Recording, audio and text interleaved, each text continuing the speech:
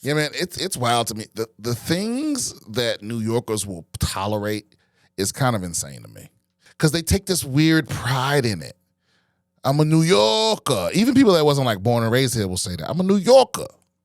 And it's like, yeah, and they'll be living in like a 4x8 closet that's got rats and roaches and it's only $3,500 a month. And they'll be like, what? That's a deal. Trying to be doing No, that it isn't. bullshit. That's not a deal. That's a good news.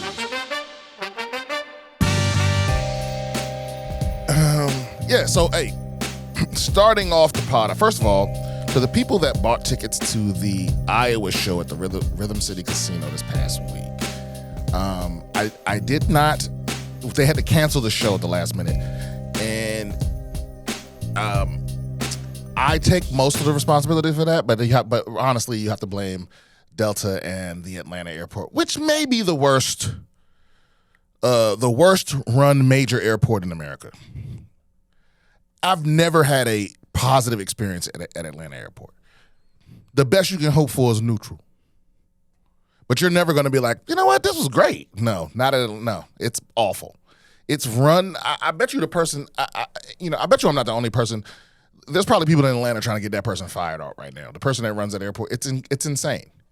But yeah, there was a thing Isn't it where the busiest airport in the world? Atlanta airport. I think so. Oh, perhaps. But I think that's artificial.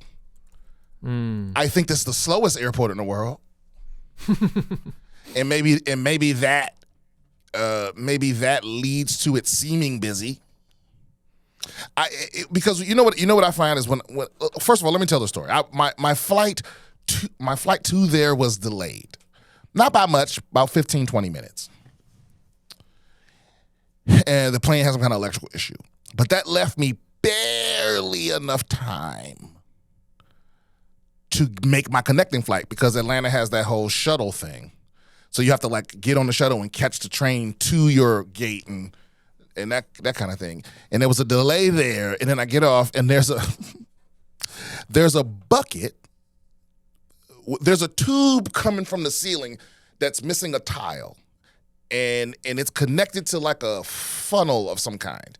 And it's going down into a bucket, and the tube is clear, and it's all and they have some kind of clever name for it, like, you know, something collection system or something. But it's just a bucket in the tube, and the tube is all moldy and shit. So like, instead of repairing whatever the fuck is broken up there, and because I've seen it almost every time that I've been there, so instead of repairing whatever's wrong, they just have this fucking moldy tube bucket thing dripping there. That got knocked over, so I had to walk all the way around, and that made me miss the fucking connection. And the next flight leaving out wasn't until 3 hours after the show starts. So, yeah, and then, so normally what would happen is Delta would pay for me to catch a flight on another airline, but the problem is, but Delta says that it wasn't a significant enough delay. So in their minds, I should have still been able to make it to the flight. Whatever. So I go outside. I leave the airport because I want to smoke. And my manager is trying to book me another flight on American Airlines to make it anyway. And I'm outside, and finally they booked the flight. So now I'm trying to get back in. I got maybe an hour to get back into the airport, because you can't go in without a boarding pass. So since I walked outside, I gotta wait till them to book the flight for me to go back in. So I got about an hour till the flight starts to board. Now I have TSA pre and clear. So if you're not familiar, TSA pre is when the government's like, this is a faster line. You ain't got to take off your shoes. You ain't got to take shit out your bag. You just walk through, take everything out of your pockets, put everything in it, and it's supposed to be faster. Now, what Clear does is Clear walks you to the front of the line. So even if you don't have TSA pre, but you have Clear will walk you to the front of the regular line. If you have TSA pre and Clear will walk you to the front of the TSA pre line. So at every other airport that I've ever been to that has both, because not everywhere has clear, I can get through security in about 10 minutes. Tops. Not at Atlanta. Because for whatever reason, at Atlanta,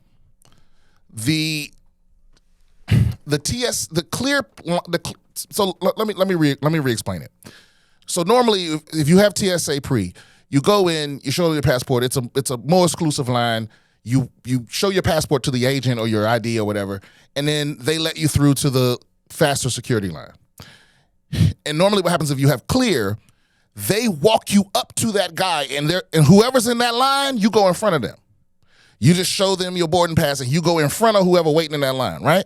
But at Atlanta, the clear people have their separate TSA line, right?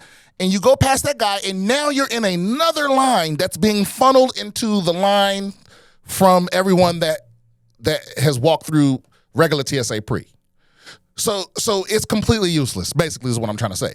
So it took me almost 45 minutes to get through with clear and TSA pre at Atlanta. And this is at like 4 p.m., 5 p.m., something like that. And these motherfuckers it's almost like at every opportunity, they downsize. So even though there were only like 100 people in this line, they knocked it down to one lane and one line to save money, save time, whatever the fuck. So at any other normal airport, like if I was at LAX or something, that 100 people would be through that line in like 20 minutes. Right. But at Atlanta, because at LA, there would be 3 machines scanning in 3 lines. Right. But at Atlanta, whenever they get the opportunity, they knock it down to the least amount of lines as possible. So it just takes longer for no reason. Anyway. Well, no, the reason is they save 15 cents an hour by letting somebody go. Exactly. They cut them early. And finally, I get halfway through this line, and then my agent calls me and goes, actually, your American Airlines flight was also delayed. So you ain't gonna make it. You know, it was just that simple. So I end up having to stay in Atlanta airport until like 9 p.m. to fly back to Texas. So all I did was get up early in the morning and fly to Atlanta and stay in the airport for 7.5, 8 hours and fly home.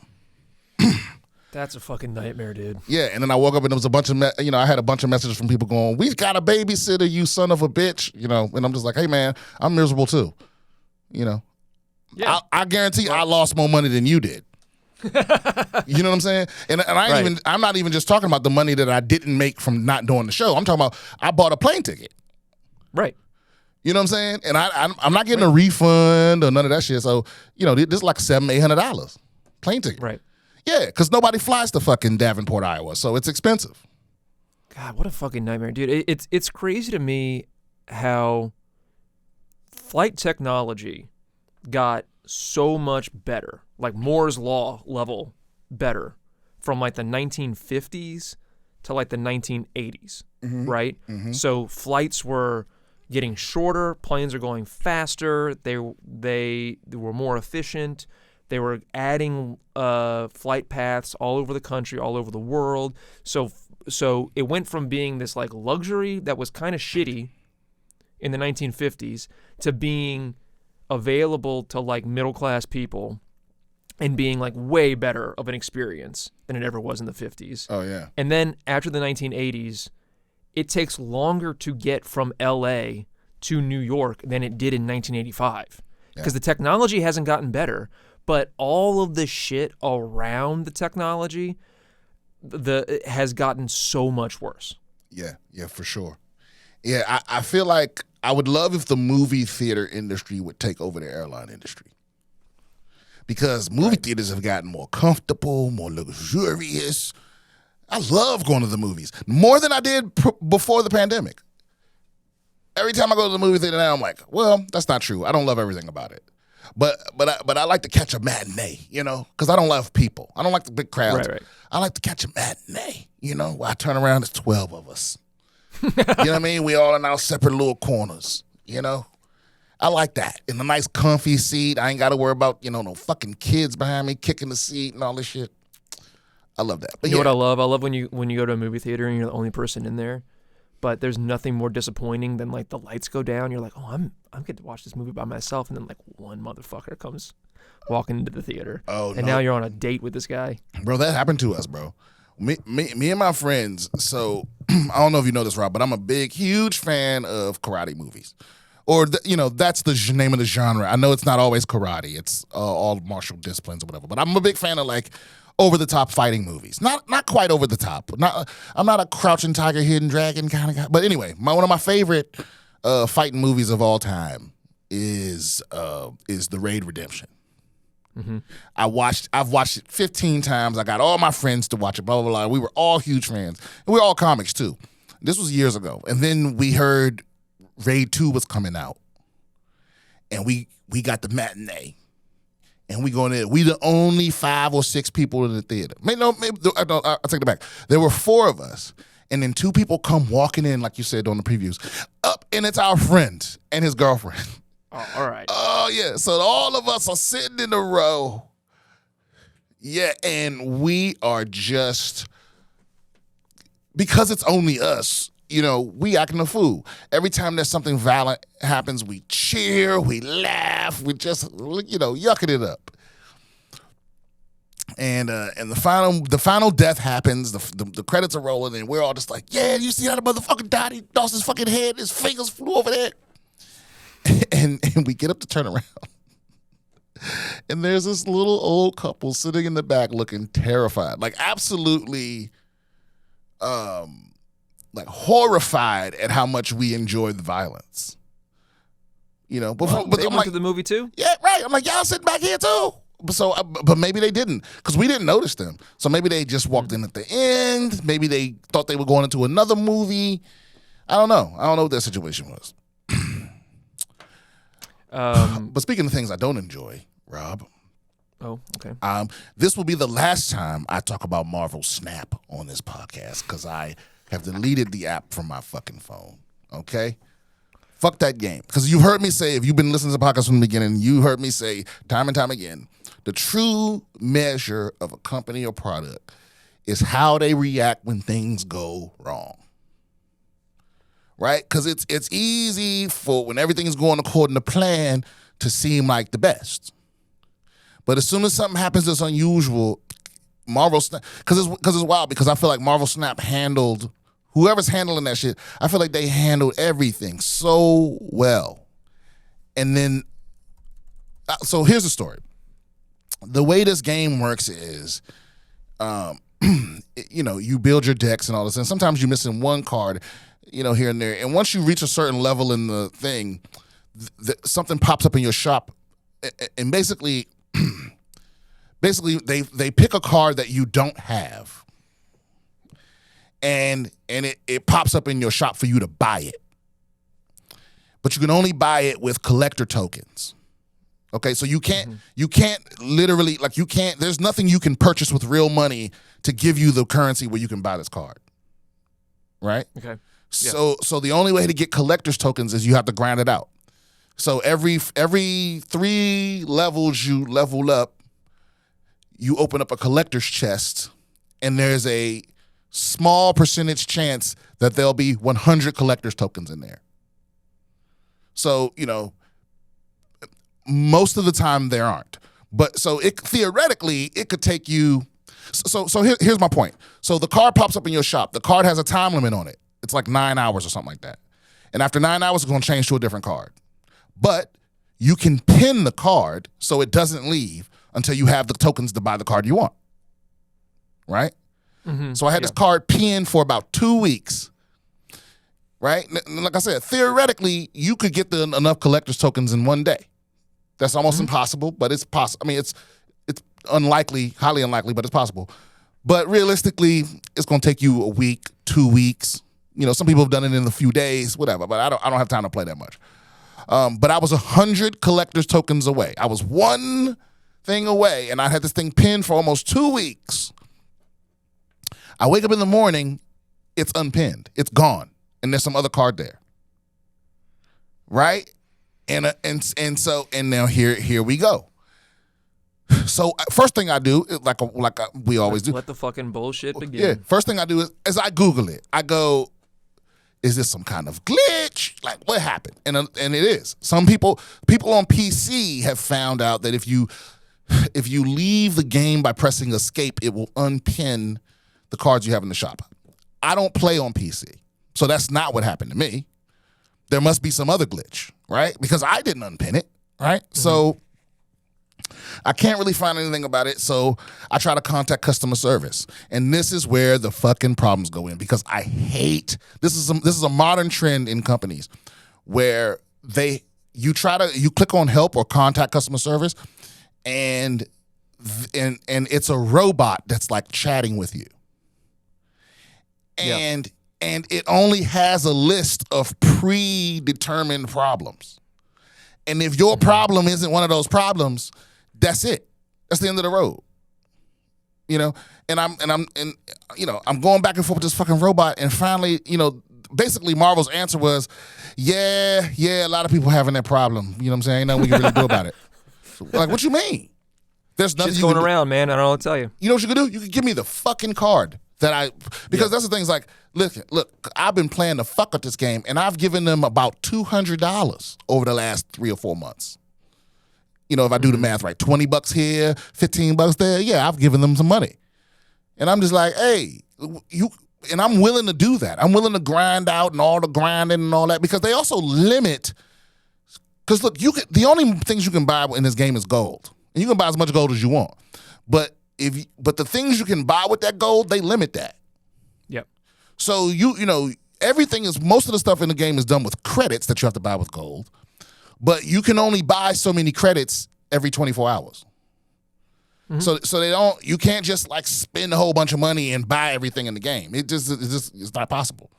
Yeah, there's a few things that are behind, like you have to purchase. Like, I think you have to purchase the Miles Morales Spider-Man card, for instance. I don't think you can just get that. I think you need to have, you need to pay the $10 or whatever to get whatever the subscription is or whatever for a month. So what it is they drop things in packs, and you can buy a pack when it first comes out, but it won't be available for you to just have the shit till the season's over.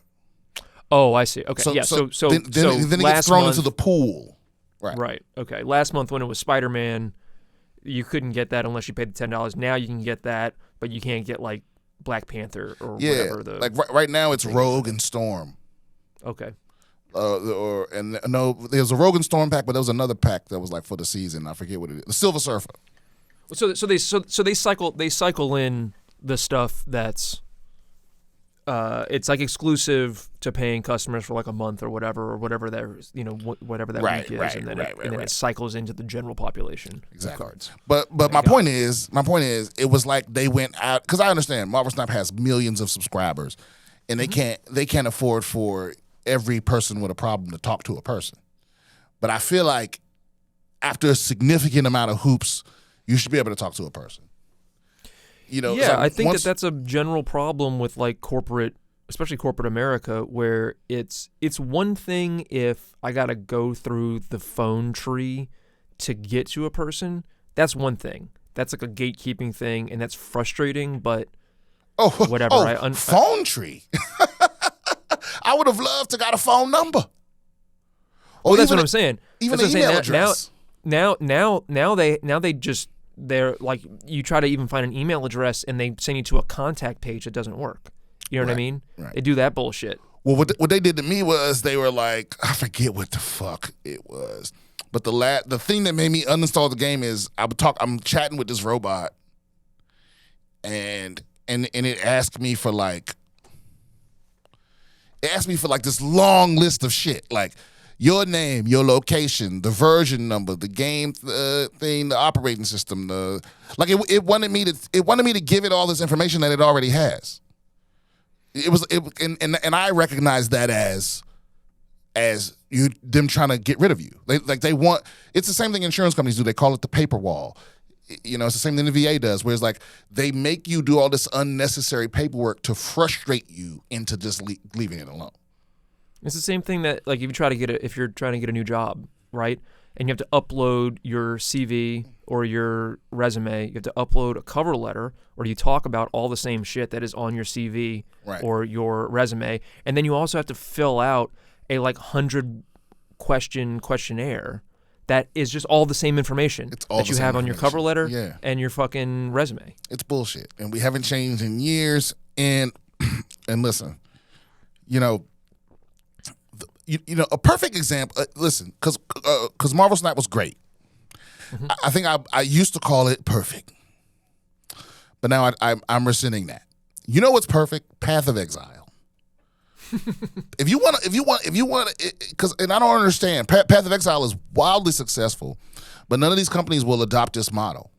Path of Exile is free to play, but it's free to play in a way that gets it exactly right. The only things you can purchase in this game are cosmetics. Mm-hmm. And like little quality of life shit, like you can get like extra storage and other little perks that just make it an easier experience, but you can't buy anything that affects actual gameplay. Mm-hmm. Yeah, and all the profit goes back to the company that actually made the game. I think they're their own publisher and they're their own developer. And the prices in the shops are all like reasonable. At least they were the last time I played it, which has been a while. But yeah, who knows? But I've also given them a couple $100. Path of Exile 2 comes out next year, I think. The what? The beta for Path of Exile 2 starts next year. Yeah, because they talk about having it on mobile too. Oh man, because that's what I thought Diablo Immortal was going to be. I thought it was going to be like Diablo that you can go back and forth. I guess you can do that, but God, it's just shameless. Diablo 4 is coming out. They just sent me an email to pre-order that. I will never pre-order a goddamn thing from you motherfuckers. Speaking of Diablo Immortal, you saw that. Have you seen that? The DOJ is going after Microsoft and preventing them from acquiring Activision. Yeah, I saw that. PlayStation made a book because they did this in England too, and I don't know if they won that case or not, or maybe it's still going on. But so basically, I'm sorry, I said DOJ. I meant the FTC. Yeah, Microsoft is trying to purchase Blizzard Activision. Actually, I think they're trying to purchase Blizzard Activision. And in the EU, Sony filed a grievance. And in the United States, I believe the FTC is also trying to stop this from happening. They call it monopolistic and all of this. I disagree. I mean, Microsoft they've definitely been guilty of some monopolistic shit in the past. But to say that they aren't allowed to buy a game studio because it would make those games not available on other consoles is a little hypocritical because every single console and service has exclusive titles, if I'm not mistaken. Correct? Like God of War is one of the greatest games of all time. You can't play that shit on the Xbox. Can you? The difference is God of War was never available on Xbox.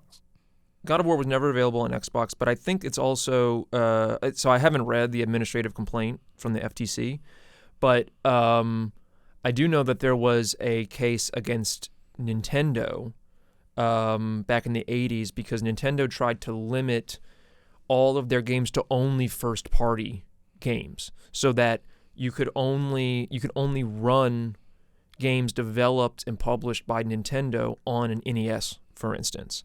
And that was deemed illegal because that's a form of vertical integration that's not allowed by antitrust legislation in the U.S. So that's why you could have third-party developers create their own games, and Nintendo couldn't put like a microchip in the NES that prevented third-party games from working. Right. And they also have to all the console manufacturers, I believe, have to make development kits available to third-party publishers under certain terms or whatever. They can't just keep all that stuff internally. So maybe that has something to do with why the acquisition of Activision by Microsoft is being blocked. But I'm not sure. Yeah, but I think that the argument that Sony's making is that it takes away choice for the consumers. And I'm just saying I think they're guilty of the same thing. They just can't afford to buy Blizzard. It's like no one had a problem when Microsoft bought Bungie. I don't know off the top of my head what developers. Well, I did too, yeah. But I don't know what developers Sony owns, but they've certainly done it. Yeah, right? and they've purchased. Both. Didn't they purchase all three of those companies, Montreal or something like that? Or all three of those companies fucking put Dreamcast out of business. Yeah. Yeah. So it's what I don't like here is maybe obviously Microsoft doesn't have good intentions. They're not doing this for consumer choice. But but here's the thing: Bungie Activision is so fucking disgusting. I think Microsoft would actually clean it up. So I kind of want it. But I don't buy Sony's trying to act like they the good guy out here trying to protect the consumer type shit. That's bullshit. They're like, this is for consumer choice. It's like, no, it's so you can keep making money. Because here's the truth. The truth of the matter is, Blizzard Activision owns some of the biggest IPs in the world, mainly Call of Duty. And Sony is scared to miss out on that sweet, sweet Call of Duty cash. That's all it is. If Microsoft was trying to buy any other studio, Sony wouldn't give a fuck. They don't give a fuck about consumer choice. It's just this is one of they make money off this consistently every year. So, I'm sort of scanning it real quick, the complaint, and it seems like their complaint is that it's based off this notion that there are 4 big AAA publishers, which is not accurate, and that Activision is one of them. They're saying FTC is saying that the big 4 are Activision, Electronic Arts, Take-Two, and Ubisoft, but that's not accurate. There are other companies that are just as large as them, like Tencent or Square Enix or whatever. So I don't know. But when's the last time one of them made a AAA game? Square Enix makes AAA games.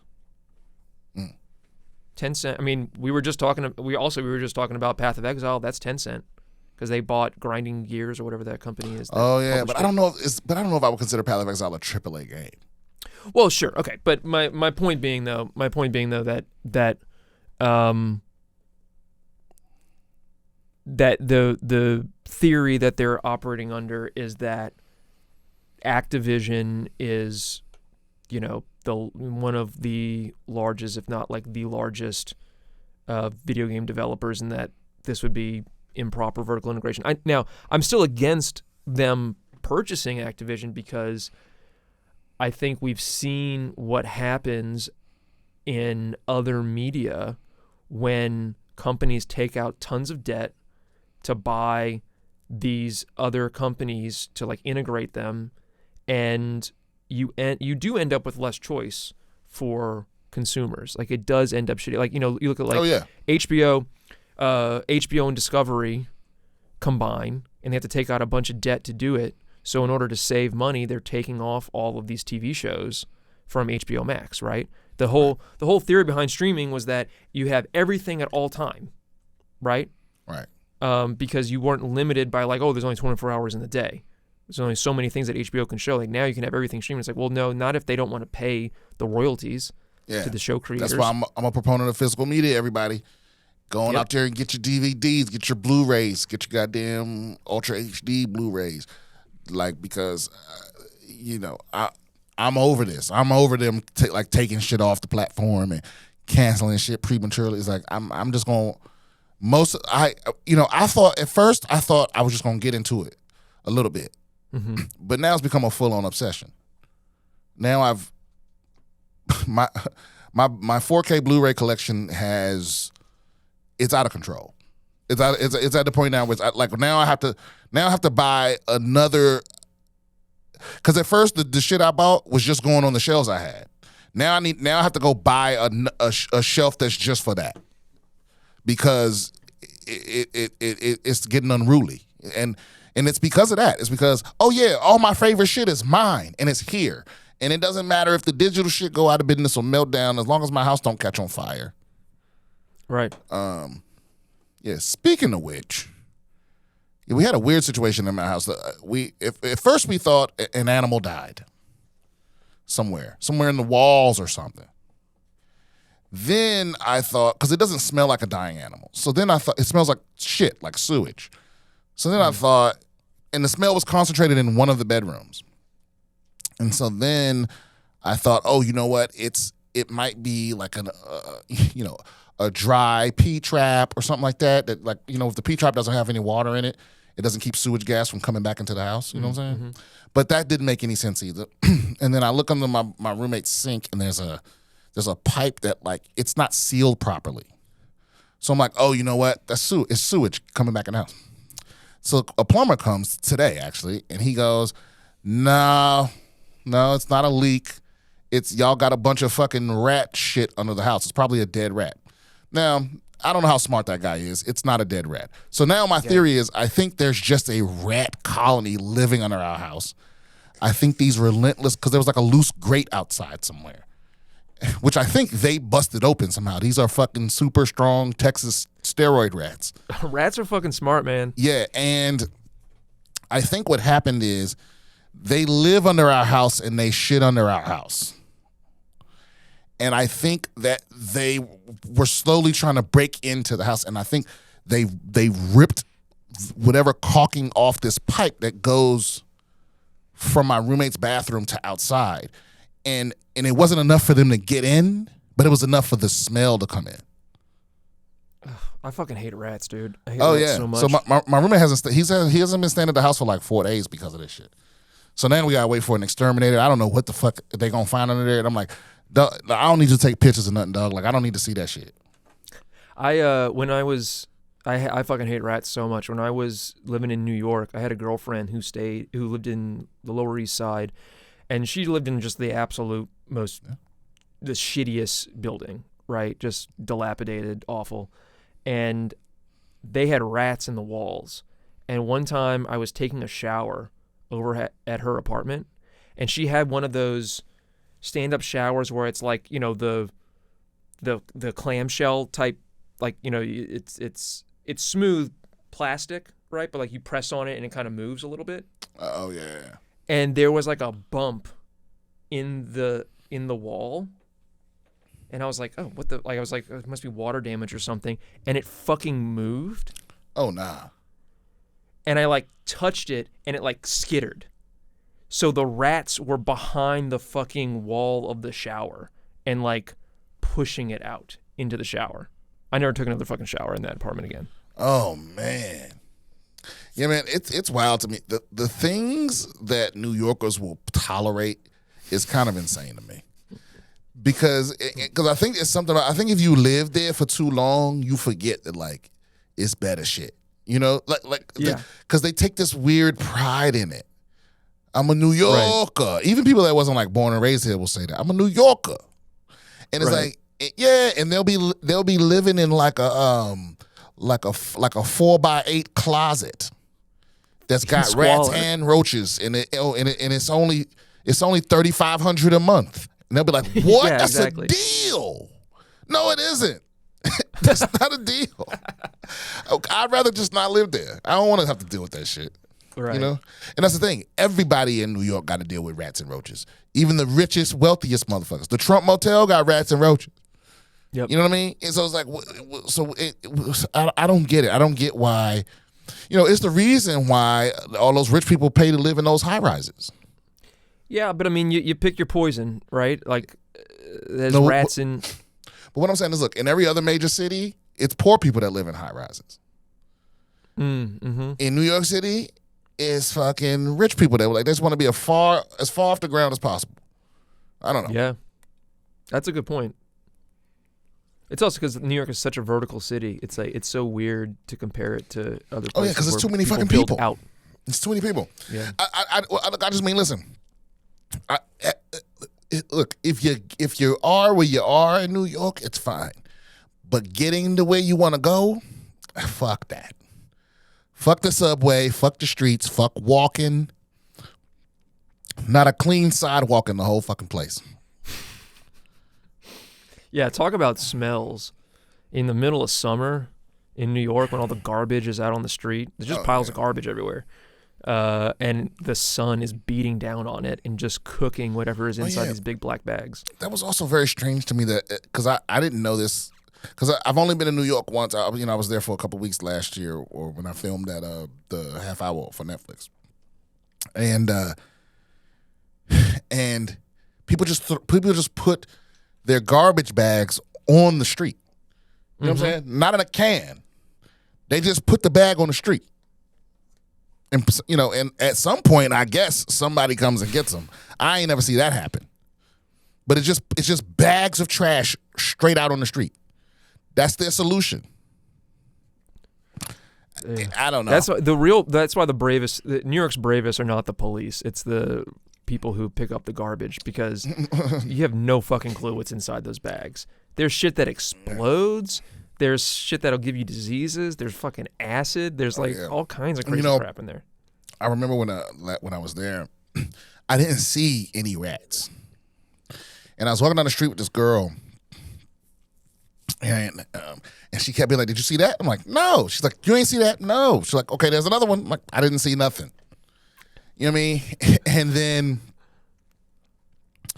And then one jumped out and scared her, and she grabbed me. Ah!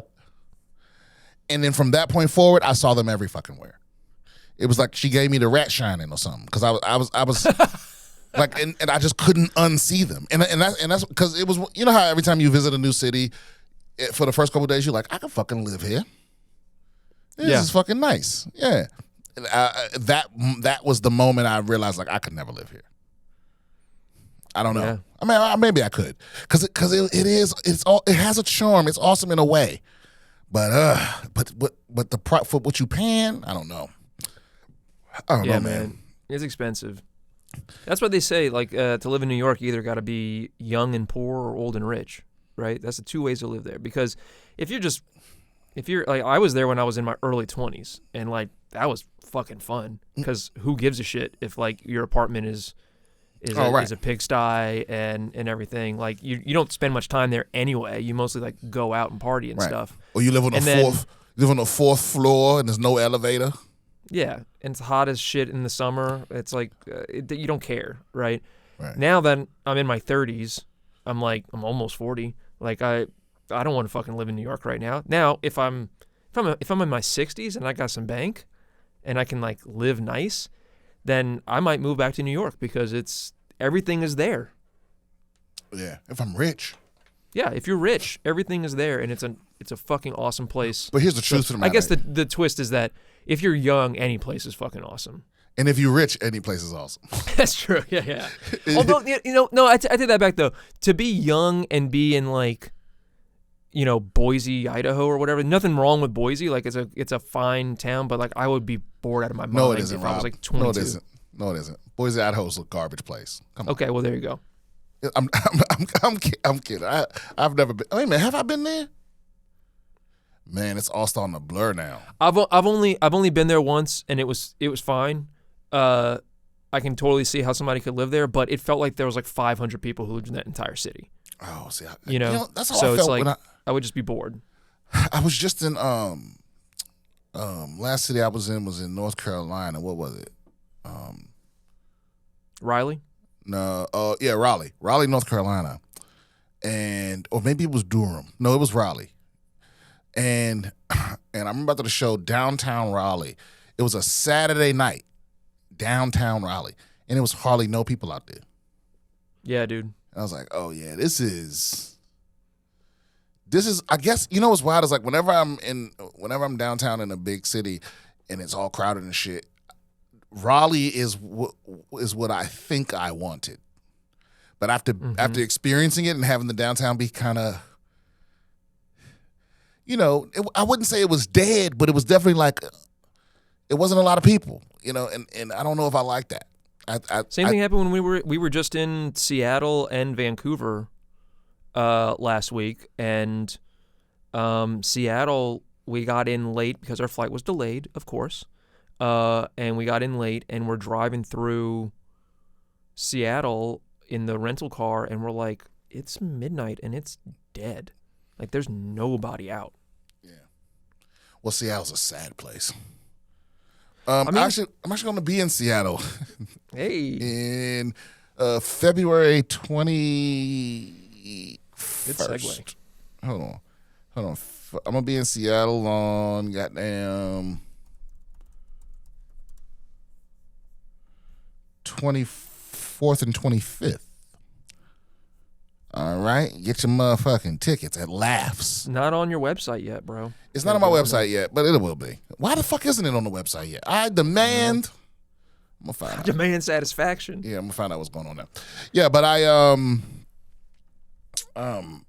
Oh, Rob, wait a minute. You told me about. Didn't you have a news story?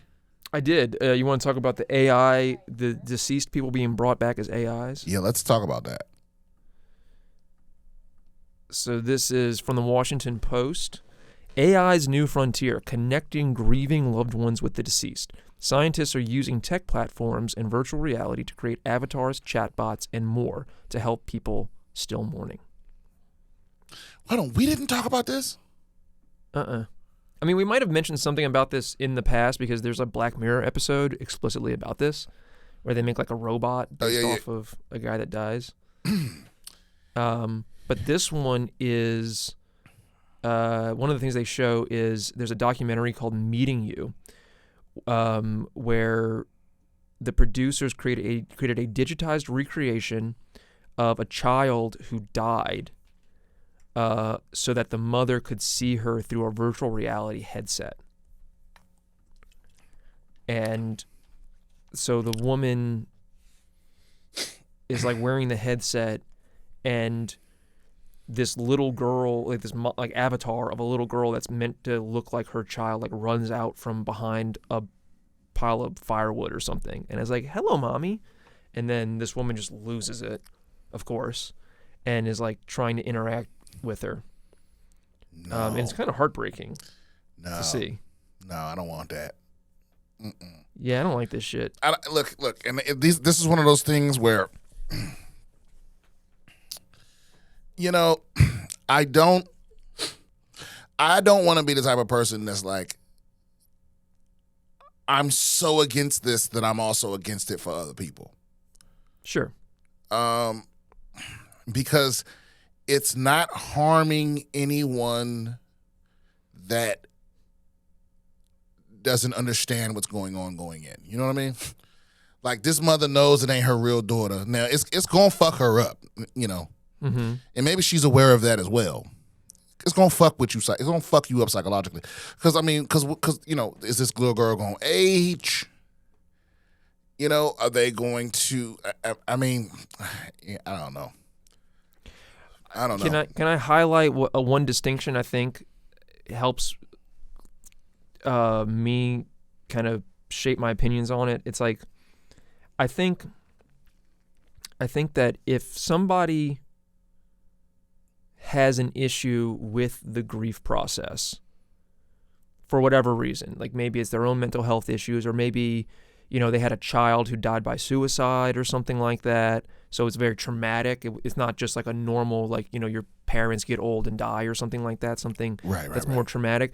I can understand using something like this as a method of like cognitive behavioral therapy or something like that to reduce symptoms of PTSD or something like that.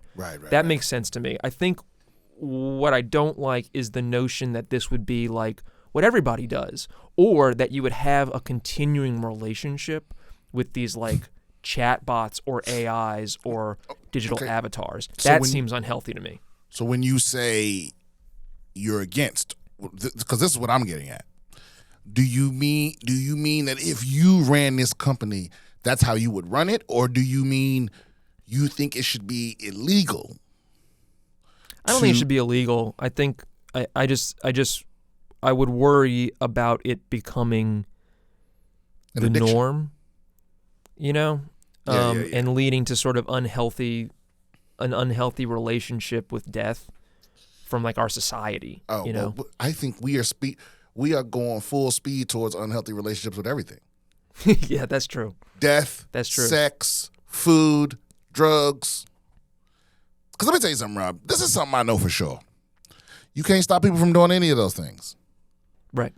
right? And grief is a drug, can be a drug, in a way. It can be, you can be addicted to those behaviors.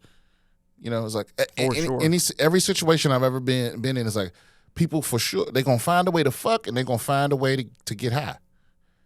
Yeah. It's human nature. It's human nature to want to alter your mind state. Right. And I think this is one of those things. It's human nature to want what you can't have, and it's going to get out of control. But at the same time, it's like, I don't think that in and of itself should make it illegal. But it's going to definitely cause irreparable harm to society, especially this new generation of people that really have no social skills. Right. That, you know what I mean? That's really the problem with social media, is that the kids now don't have no social skills. The vast majority of their interaction with other people is virtual. Right. And so that's why, if you gather them all in a group, they don't know how to act. And they all, because here's the other thing too. I think they don't have the ability to separate the two, because every time they're gathered together in real life, they're thinking about how their real life activities are going to look on social media. They're constantly behaving as though they're on camera. Like they're being followed by the paparazzi. Like regular people. And this is just wait till they get one of these celebrities these shills that'll do anything. They wait till they get one of the damn Kardashians or somebody to be like, I'm grieving Kanye right now, just back when he took his pills or whatever, like I just don't know how do we keep coming back to the same issue, which is, how do you protect human beings from themselves? You can't. Right. And you They're can't. Doomed. The answer is you can't. You can tell people, hey, you shouldn't eat that. That's unhealthy for you. Like, that's bad for you. And they go, yeah, but it fucking tastes good, right? Yeah. And so then you have an obesity epidemic from it, right? Or you can say, hey, you should limit how much time you spend on social media because it kind of fucks with your brain. Or you shouldn't watch so much porn because it kind of fucks with your brain. Or, whatever. And people are like, yeah, but I like porn. But yeah, I like social media. And again, like, I don't think we should make those things illegal because, number one, I don't think it would work. I don't it just becomes part of a black market at best. Oh, yeah. Can you imagine making porn illegal? Be insane. I mean, it has been illegal in the past, but people still made porn. I'm surprised that these conservative politicians aren't going for that. I wonder why. I wonder why the morality police don't want porn illegal. Because they would lose every election if that was their major platform. Yeah, everybody watches porn. But yeah, I just don't.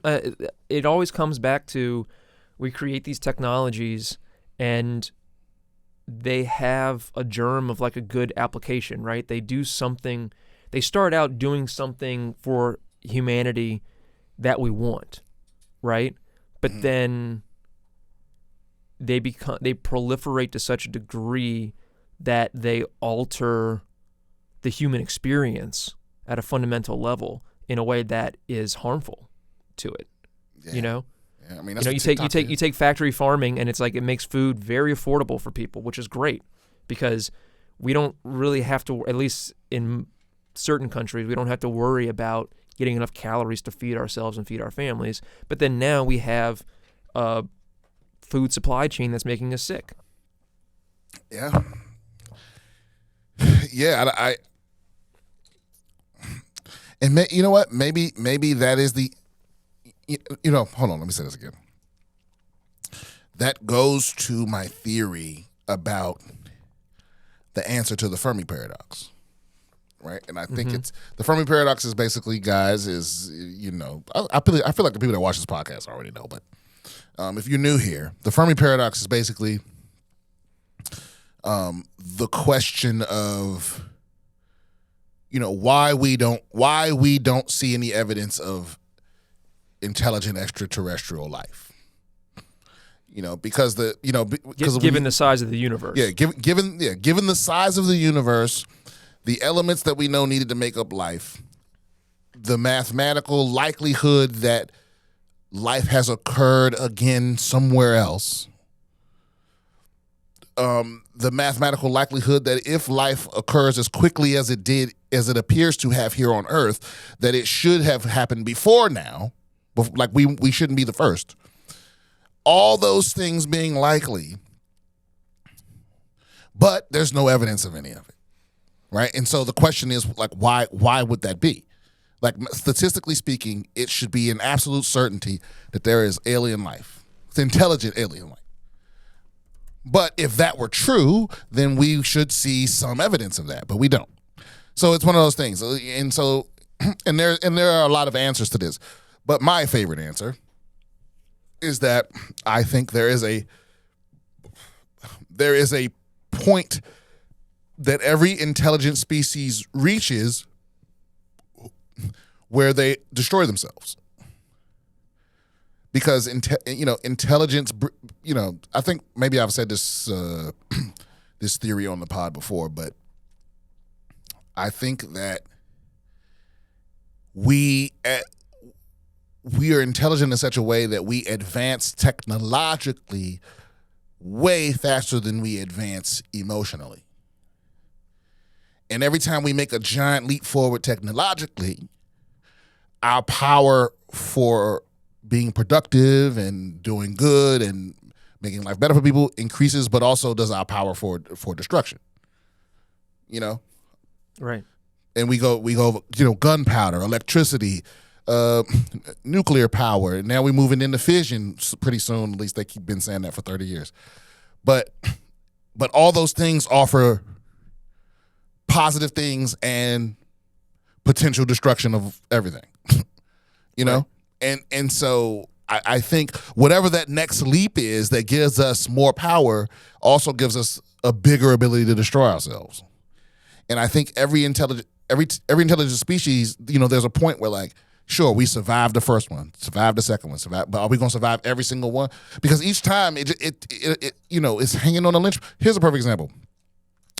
Nuclear power was the last big leap. And obviously it gives us a lot of clean energy and all of that. But obviously we have nuclear bombs. And there are there's two stories, actually, not several. One of an American and one of a Russian.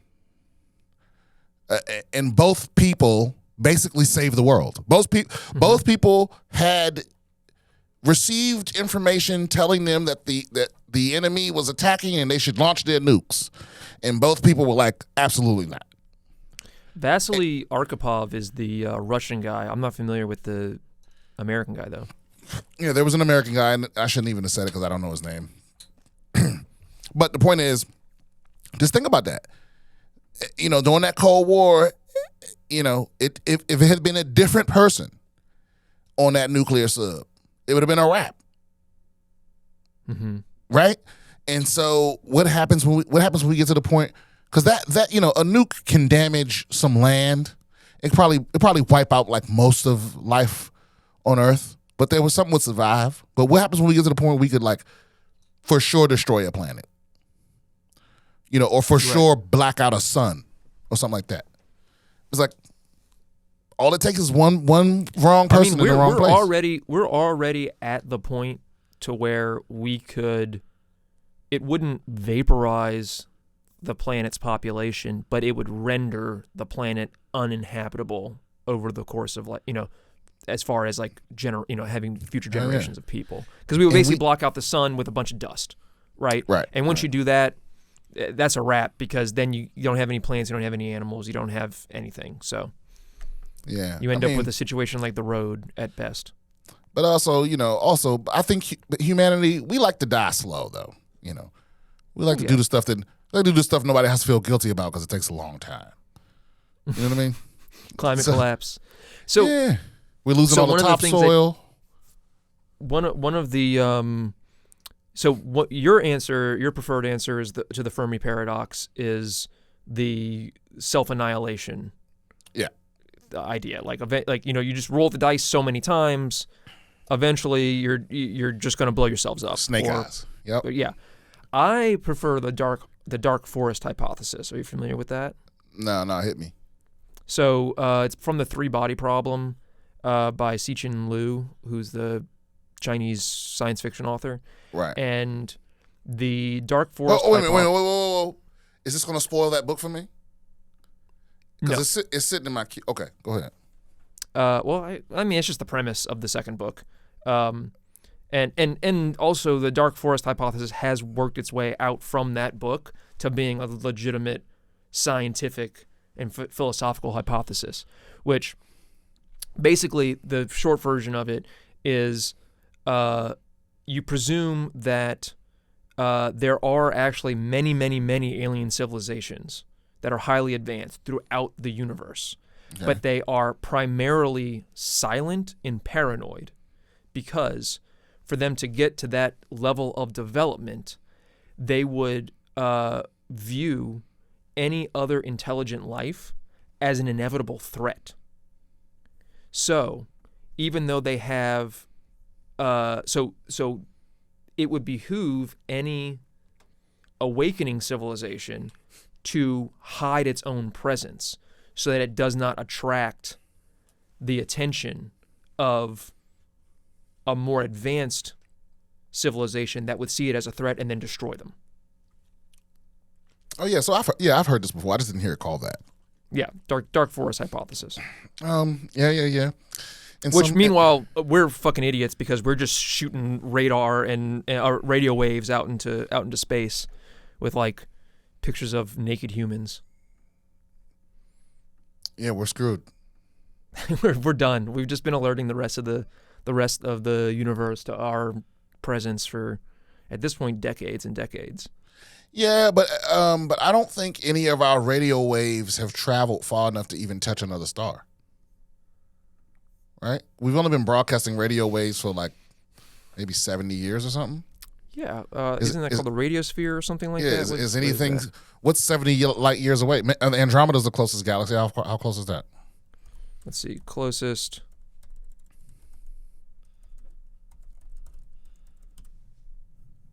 Proxima Centauri is, how far is that in fucking... Oh, yeah, Proxima Centauri is the closest star, right? Andromeda is the closest galaxy. 11 astronomical units. Oh, no, that's the closest of two stars to ever come close to each other. Wow, that's pretty fucking close. Yeah.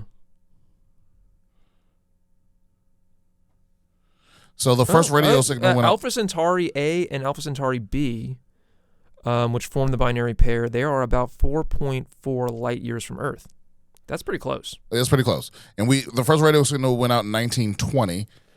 So it's 2022. So for about 100. So anything within 102 light years has heard that, which it's probably just some, and I don't even know what it was. Probably some. Actually, I should probably just find out. It's probably something racist. Let me see. Probably porn. It's either racist or porn. Every time. Under the call sign KDKA, Pittsburgh Westinghouse Electric and Manufacturing Company transmitted the first scheduled broadcast November 2nd, 1920. KDKA's Leo Rosenberg announced live returns of the presidential election between Warren G. Harding and James Cox Westinghouse, obtained the first U.S. commercial broadcasting station license just 1 month prior. Okay, so it was U.S. presidential election results. So the radio waves that extend from the Earth, they do get attenuated as they go out, right? So by the time it gets to 100 and something... Like redshifted? Yeah, doesn't it redshift or something? Doesn't it become attenuated by traveling through space? I could be totally wrong about that, or I might be confusing it with something else. Man, I don't know the physics of it. I think everything gets shifted. I think everything gets redshifted the longer. Like you mean when you say attenuated, you mean cut off? No, I mean like literally stretched. Like stretched out. Like red shifted light. Yeah, I think that definitely happens. But I think it's relative too, right? I think if it's something. Is it because the universe is still expanding, so that it is almost like a Doppler shift with light, because the 2 points would be moving away from one another? Right, it's exactly that. Yeah, but if we're moving towards a thing, I think it gets blue shifted. Yeah. So either way, it's not going to be. This is above my pay grade. I don't think it's something that I don't think another species would be able to like. understand it right off the bat. Right. You know, I don't think they would hear the results, but I think they would definitely know that it was a man-made signal, based on the frequency.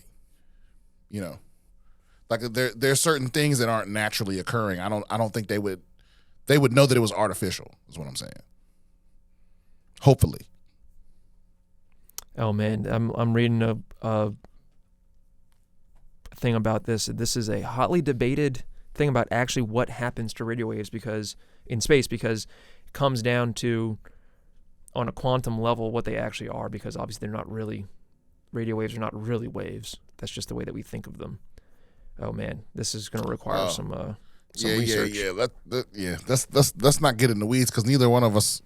Nope. It's not either of our expertise. Now, I do want to talk about, you sent me a link to the voluntary human extinction movement, which these people are trying to end it intentionally.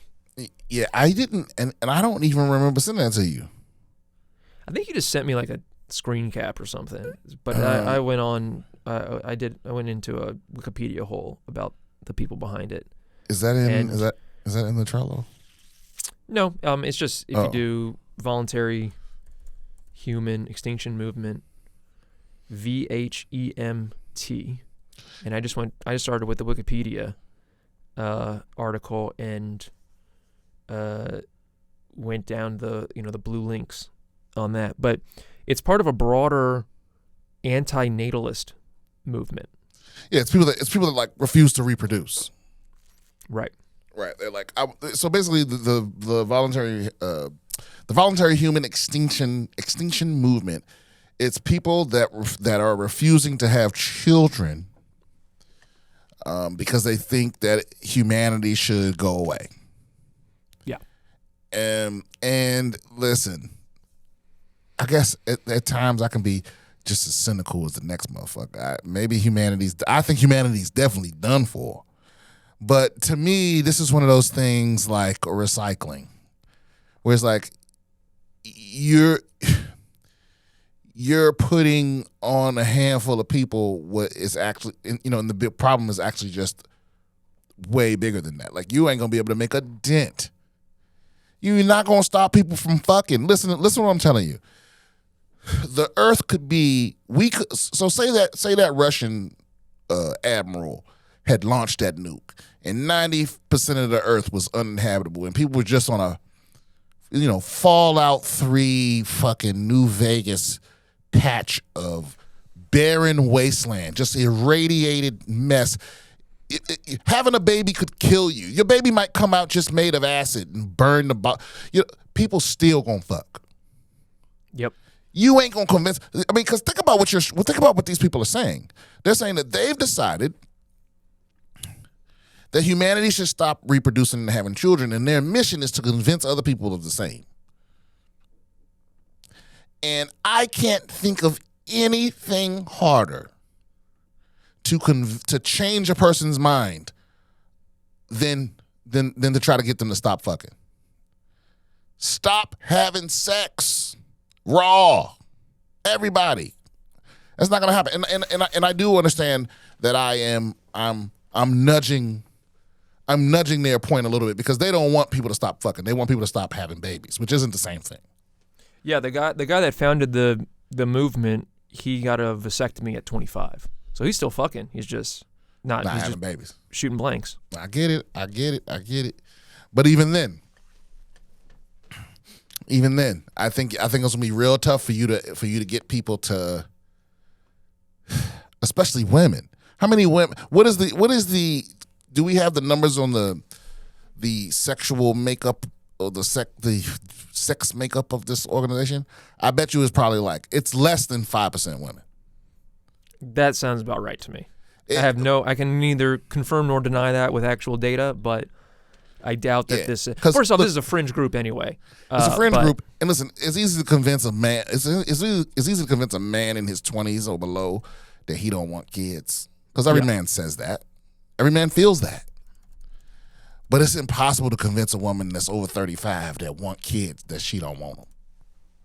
You know what I'm saying? I feel like late 20s that shit start kicking in.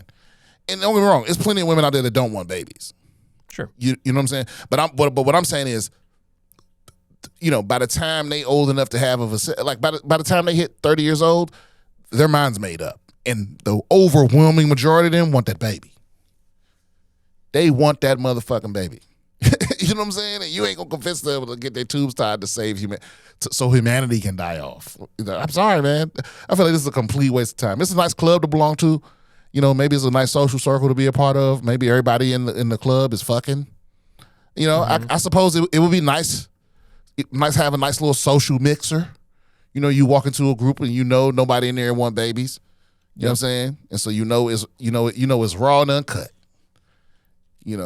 I just don't ever see this movement getting big enough to actually affect birth rates. No, absolutely. Well, Rob, you just took what I took 5 minutes to say and just summed it up in one sentence.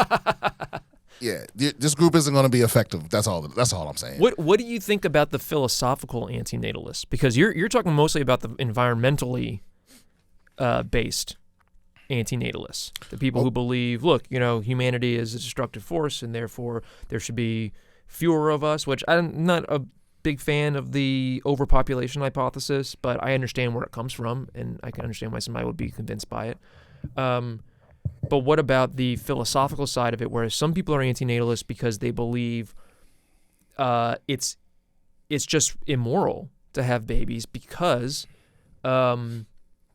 life is full of a lot of negative aspects, and nobody consents to be born. And you know what? You're absolutely right. But then, those people are called men. Women, though, are going to have a baby. You know what I'm saying? It's like, because listen, I can intellectually know that something is wrong. Mm-hmm. Or philosophically agree with a thing, but practically disagree. You know what I mean? Or even emotionally disagree, right? So it's like, look, all that shit makes sense. It's a wrap. And if your priority is Earth and all the other animals and all of the ecosystems on Earth, and you think in humanity is a virus to the planet, you're not wrong. Right. But I'm not about to blow my brains out to help out. You know what I mean? Right, it's the same. Right. It's my same argument for veganism. It's like, look, to sit down and have a debate with an educated vegan, they're right. Yeah. There's no moral reason. There's no moral reason to eat sentient creatures.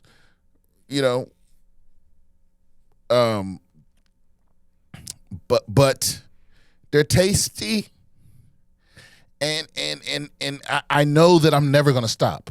Like I like, you know what I'm saying? Like I know maybe never is not a good reason, but I'm just like, because whenever I hear a vegan in an anti-vegan debate, the meat eater people, their argument is always just like, it's tasty and it's protein. You can't get that shit from other places, and the vegan's like, actually, you can get that same protein from here, and here. Yeah. So basically, like, the meat eater person, their argument basically just has to boil down to it tastes good, and I'm used to it. You know what I mean? But right. they always get out argued. But well, I mean, I remember because I don't eat pork and I don't eat chicken, right? You don't eat pork or chicken. Oh, you don't? Okay, you don't eat chicken because of factory farming. Yes. Okay. All right. And same thing with pigs, although it's like different.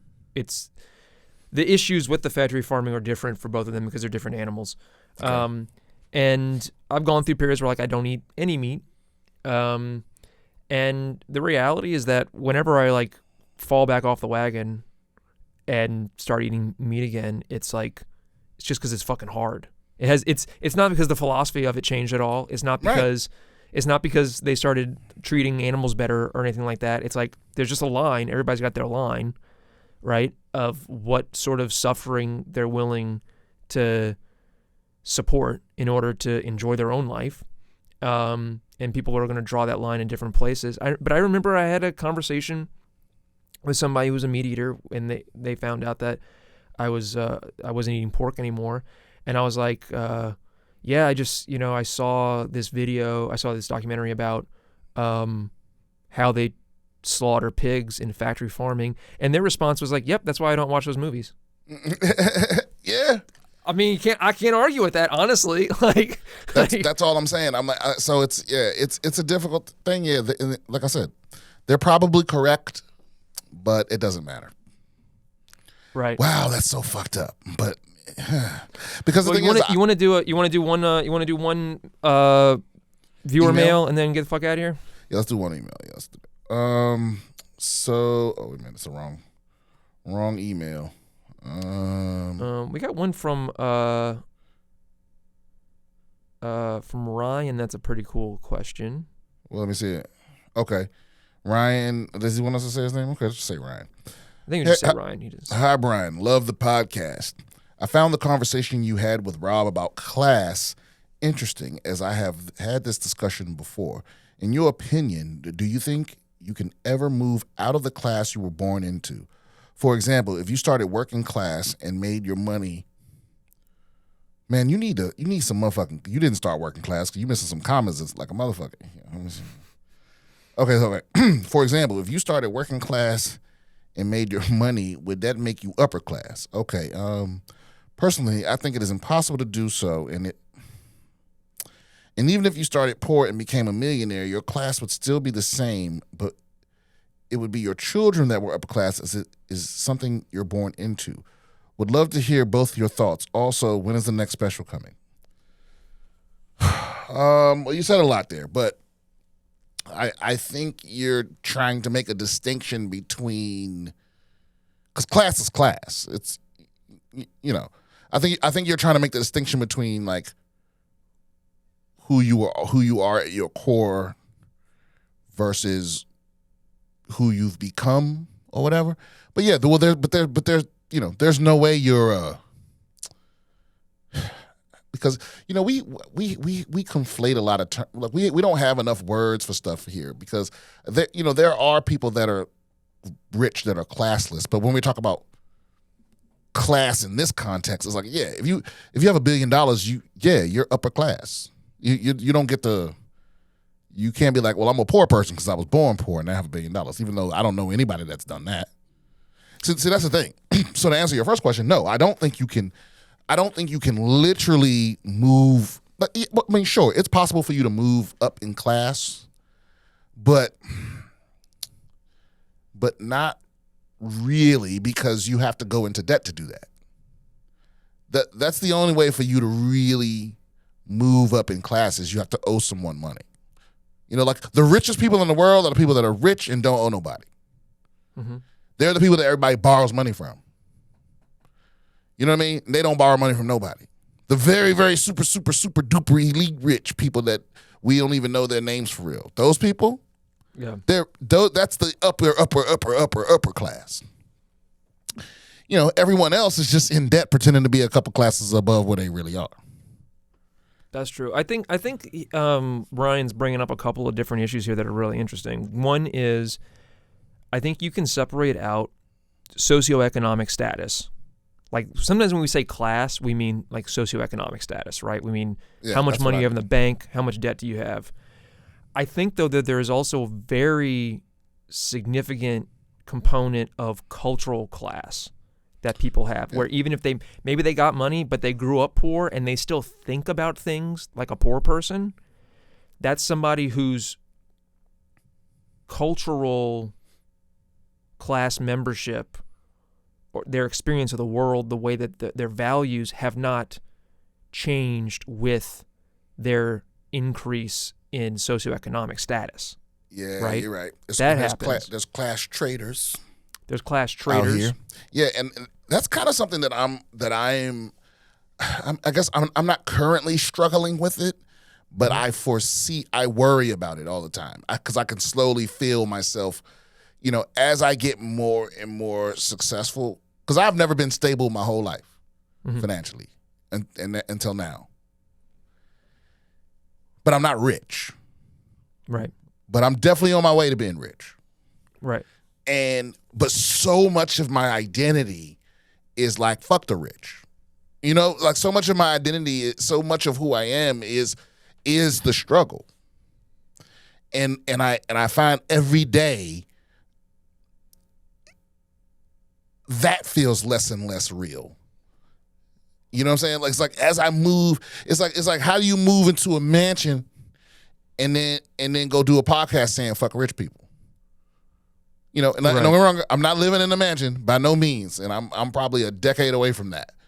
But it's coming if everything keeps going how it's going. You know what I'm saying? Yeah. So it's like the more I'm successful at complaining about the rich, the more I become the rich. So then I either keep complaining like it's an act, or I start talking like a rich person. Ugh. Well, I don't know though. I think that might be overly harsh. You know, there are some of the most interesting figures in history are the abolitionist slave owners. Oh, the people that own slaves but were also against slavery. Yeah, and the reason why is because they're like, look, I'm a farmer, I own a bunch of property. I wish that I could compete against other farmers without using slaves, but as long as slavery is legal, my competitors are going to be using slaves, so I have to use slaves too. So I hope eventually in my lifetime that slavery becomes illegal so that I won't be undercut on price and I can actually just run a farm with paid labor. Right? Those people exist. Who the fuck are these people? Name one. Oh man, don't do that to me. Let's see. Because I've never heard that before. Hold on here. Let me see here. Abolitionist. Slave owner. John Jay. Okay. John Jay. James Burney I've heard of, although I believe James Burney let his slaves go. Benjamin But yeah, but I mean Franklin. there were members of these abolitionist movements who themselves owned slaves. And didn't free them for various reasons, but some of them are just like for instance, like in hockey, for instance, this is going to sound like a weird tangent, but I promise you it's related. In hockey,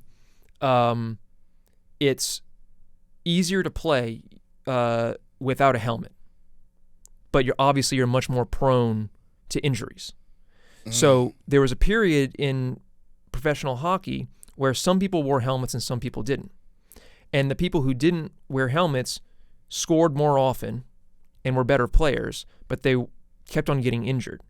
And you could say to them, like, hey, you should wear a helmet because that's going to protect you. But they say, well, then I can't compete, though, at the same level.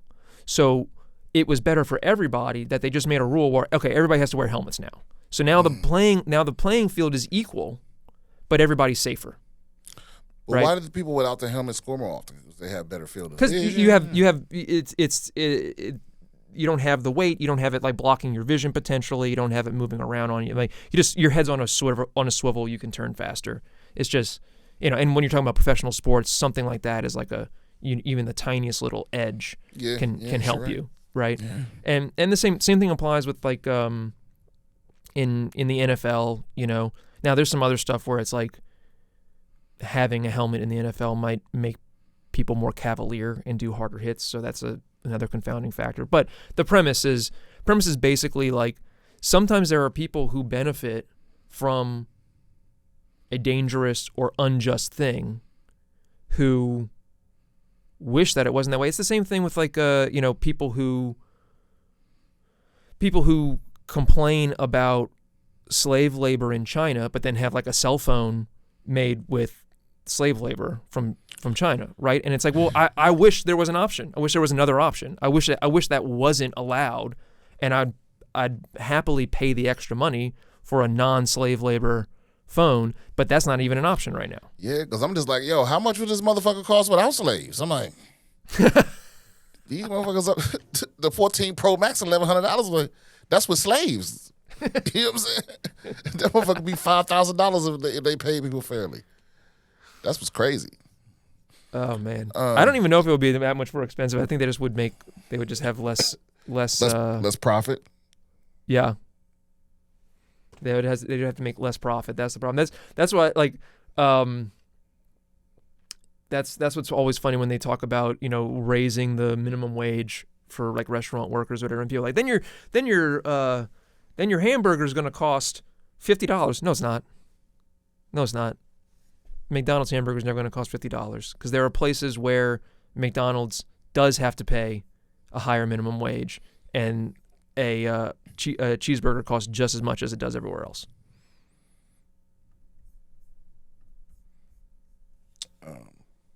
Well, I guess that is always their argument that it's gonna. God damn it! I don't know why I did that. I just unplugged my mic out of habit. Get it away from me. Yeah, I think that is always their excuse that there isn't going to be that if they pay people fairly, hamburgers are going to be $45. He was, yep, enjoy your $50 hamburger. I don't know. I don't think people would pay $50 for a hamburger. No. But the reality is just that there are places where people do make $15 an hour, $20 an hour to work at a McDonald's. It's just in other states or other countries, and the hamburger still costs $4 or whatever. Yeah. So God forbid, the billionaire make. That's the thing. I don't think I'm ever gonna feel sorry for a billionaire, which is the only reason I feel sorry for a billionaire, because I feel like there's only so many people they can really complain to. Because everybody has the right to like bitch and moan and vent. Yeah, sure. But you can't vent to somebody that has less than you. It's just not gonna work. You can pay somebody to listen. If any billionaires are listening and they need a friendly ear, then I charge $1,000 an hour. I remember the last time I was on a jet. Something went wrong, and the only people I could complain to about it was the people that was on that jet. You know what I'm saying? Like if I got off the plane and called my mom, it was like, hey, you won't believe it. This private jet was 45 minutes late. You know what I'm saying? Right. Like, nigga, you was on a jet. It wasn't mine. But yeah, it's that kind of thing. It's like the higher up you go, the less people you can really. And again, this is the only sympathy I really, really have for people that are that rich, is that they really can't complain to nobody. They can't really get anything off their chest. Maybe does Elon have to have another billionaire? No, because he hates Jeff Bezos. That's the only other nigga he can complain to. And they hate each other. We need to get these motherfuckers in the room. That's why he complains on. That's why he complains on Twitter. That's why he complains on Twitter. Yep, we need to get this. We need to get him and Jeff Bezos to reconcile, so they can fucking soothe each other's. Assuage each other's egos. But to answer Ryan's question, I think that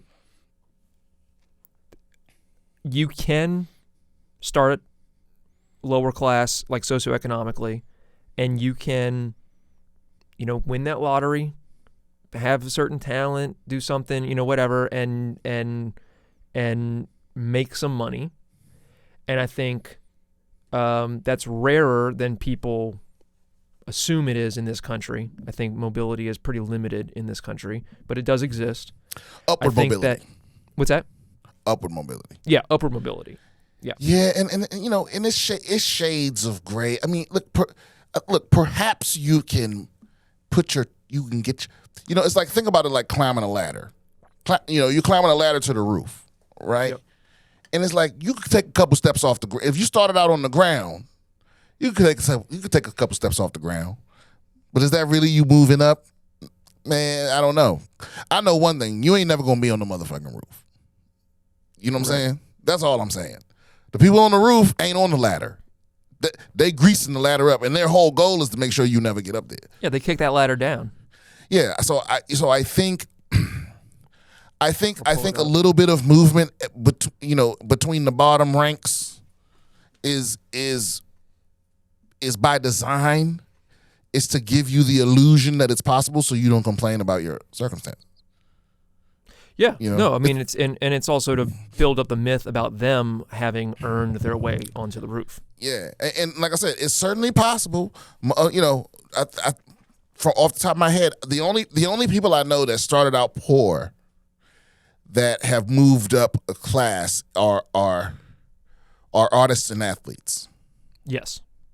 And again, that's only possible if you're willing to go into debt or make someone else way richer than you're going to get. Right. You know what I'm saying? It's like LeBron James he's probably made more money than any other basketball player that's ever lived. But the owners of all those teams he played for, they made way more money than that off of him. And the owners of Adidas and Nike, and Gatorade, Adidas and Nike, and maybe now Jay-Z is just starting to make more money off being Jay-Z than everyone else did. Well, so and that's who I thought of when I was like thinking about the second part of Ryan's question, which is because I do think that you can distinguish between cultural class identity versus socioeconomic status. Right. Obviously, Jay-Z, he's a billionaire, right? Mm-hmm. He's a billionaire. Yeah. He went from slinging crack to being a billionaire, so he definitely achieved socioeconomic status.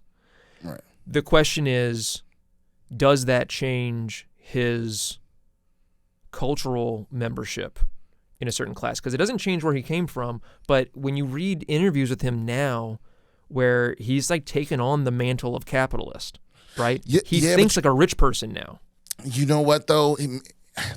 I think he thinks like a rich person because he is like he thinks about himself, and he is rich, right?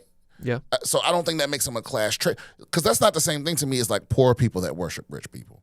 But if you're a rich person that you got rich off capitalism and you think that's fine, I understand that. But he doesn't think like a rich kid. You know what I mean? Right. Like, because I think that's the distinction that Ryan's making is it's like being his kids will though. Oh yeah. Being born rich is a whole other thing, because I don't think he'll ever. He may think like a rich person in terms of he is interested in what's profitable for him, but I don't think he ever is going to forget or lose his appreciation for people that are struggling. You know, I don't think that ever really leaves your bones. You may have to be reminded of it from time to time. I mean, it's similar to like, you know, I'm an atheist, but I was raised Catholic, and even though I don't retain any of the beliefs of Catholicism that I was raised with, there are still like some aspects of my psychology that remain influenced by that upbringing. If you hear like a stray Latin phrase, you'll like kneel and stand or whatever. Yeah, exactly. No, it's like no, but in therapy and stuff, I talk a lot about like guilt that I feel, like sort of existential guilt that I feel, and that concept was definitely sort of beat into me, not literally, but psychologically beat into me as a kid, because Catholicism deals a lot with guilt, and they constantly fucking think about guilt and sin and stuff like that. Yeah. So even though I've like intellectually left that stuff behind, that still emotionally has effects on me. And I think there's probably something similar for somebody who starts lower class or middle class and moves into the upper class or the upper class. Can I use a military analogy here? Can I make this analogous to the military? So there's the class difference in the military is it's well defined. But there's the enlisted and the officers, right? And enlisted people are, they don't have a college education, they're the lower ranks, so on and so forth. And officers have a degree and they're commissioned by Congress and all that stuff. And there's a big divide, right? But then there are these people called warrant officers, and they are people that started off enlisted and moved into officer, or some people start off enlisted, finish college and then become an officer, and they call them Mustangs. So there's a distinction there, but the point is, usually if you get a lieutenant or a captain, they have just as much. They have less experience than. So in the Marine Corps, a lieutenant or a captain would be like an 01 through an 02 or 03. But an enlisted person can be like an E5 or E6. So it's like technically They outrank you, but they don't have as much experience as you. But you meet a lieutenant that's a Mustang or a captain that's a Mustang, and it's like they've got 15 years of experience, and it's a whole other thing. They don't approach things the same. Mm-hmm. You know what I'm saying? Like they still behave. They behave like an officer, but their decisions are still informed by their experiences as not being an officer. So it's like, and that's why they have a separate name. That's why it's not official. No, like they're not officially called Mustangs, right? But that's just what everybody Apparently calls they're them. called temporary gentlemen in the British Armed Services. Right, or some shit like that. But it's like, my point is, it's like a domesticated wolf dog, right? Still acts like a dog, but there's still that wolf in it. Yeah. So my programming. My point is just that you can. That's a good analogy. I like it.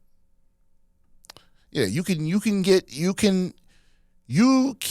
temporarily forget where you came from, but it's always right there, and the slightest reminder will snap you back out of it. You know what I mean? Yeah. Because I've been in situations like this in recent times, where it's like I'm in some situation with some people that came from money, like were born with money. And I'm enjoying the luxury of it, but every once in a while it just hits me, and I'm like, this is fucking stupid. This is ridiculous. You know what I mean? It's just part of it is like, who the fuck? Why are we? What is this about?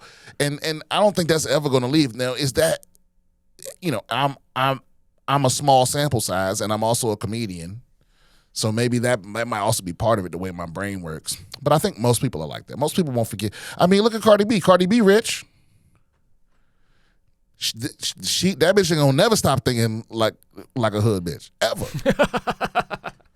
You know what I mean? It no matter how much money she got, she always gonna be the same person. So that's the thing, man. Money doesn't change you.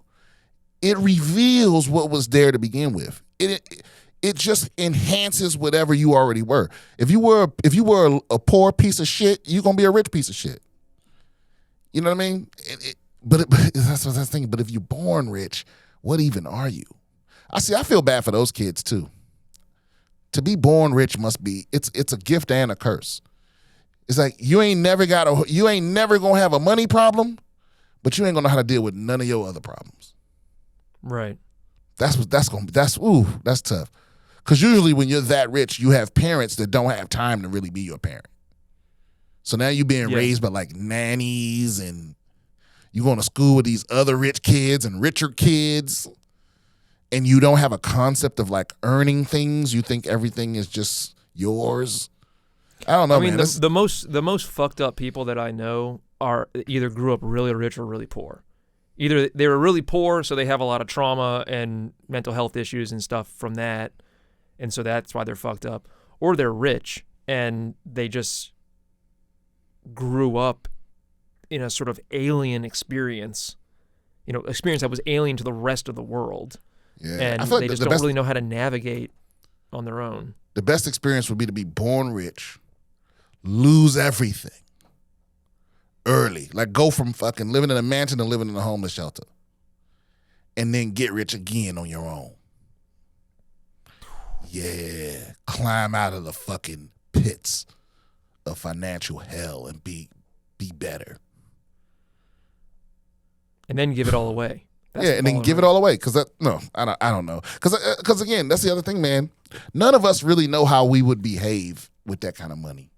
Maybe deep down within you, Rob, there's an asshole that if you had $1 billion or let's just take it away from money. Let's just say you had unlimited power. Remember our old thought experiment about if you could be if aliens decided to appoint someone God of Earth or representative of Earth, and whether it would be you or some random person, right?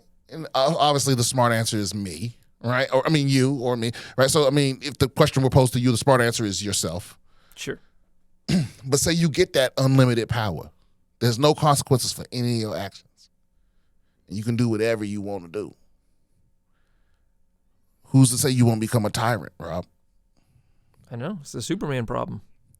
Yeah, because it does get to a point where like a certain amount of money is power, a certain amount of money, and it just turns into power. Yeah, they're fungible. Where like the amount stops mattering, and it's just you're just in a class of people that can do whatever they want. You still because listen, I'm friends with some millionaires. I've only met one billionaire, and it's not who you would think it is. But most of the rich people I know are millionaires, and like even they ain't that. You know what I'm saying? It's like what? They're not the people. They're not the people to which like the rules and the laws just simply don't apply. Like these people could still go to prison. You know what I'm saying? Yeah. It's a certain level of wealth where like you ain't never going to prison. It don't matter what the fuck you did. You don't need a passport, motherfucker. You ain't checking bags. You ain't. You getting pulled over, you ain't going to jail, you ain't getting you got to do drunk driving, you ain't getting a DUI. It's that kind of shit. Where it's literally where it starts being where you get treated just like the president of the United States. Mm-hmm. You know what I'm saying? And they might even like when you on goddamn Jeff Bezos level, and it's like and Congress subpoena you and you just go nah, I'm good. That level, you know what I'm saying? It's like if Congress subpoena Joe Rogan, his ass got to go. Right. Yeah. If Congress subpoena Elon Musk, he might think about it. He might send a representative, but he ain't going. Right. And and ain't gonna be no penalty for that. Right. You know what I'm saying? No, absolutely not. You need to come before Congress. Well, what happens if I don't? Well, we'll be mad about it. Yeah. You know what we're gonna do? We're gonna all write a letter. What's the word they like to say? Censure. We're gonna censure you. We're gonna censure you. We're gonna all write a strong. That's just Congress writing a strongly worded letter. That's how you know this country was founded by white people. That's such a white person solution to things. I'm gonna write a letter that's gonna be scathing. Like fuck that. Why doesn't Congress have like people they can send to get you, like officers? Why don't they have the U.S. Marshals? Oh, they do. Yeah, they do. They do. They have like a sergeant at arms or some shit, right? But that ain't real.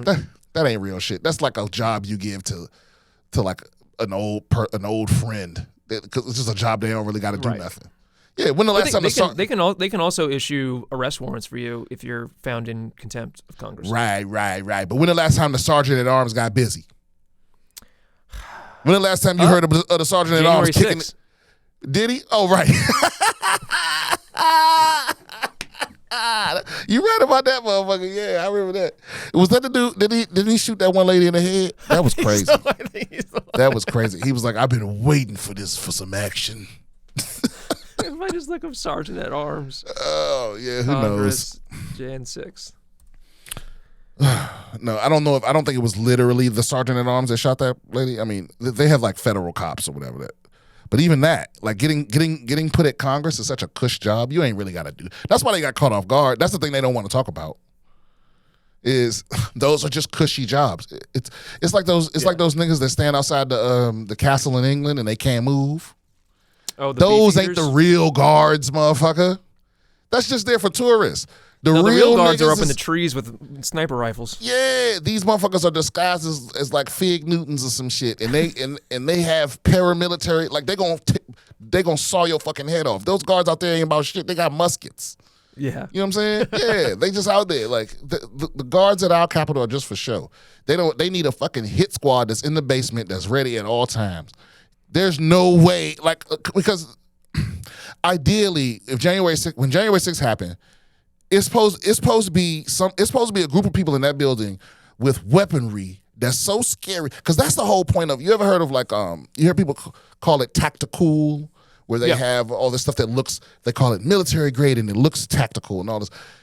But the purpose of the scary looking, cool looking equipment is that you're supposed to show up and be such an intimidating presence. You're supposed to have a gun that when you crack that motherfucker, the crowd go, "Oh yeah, we don't want none of this."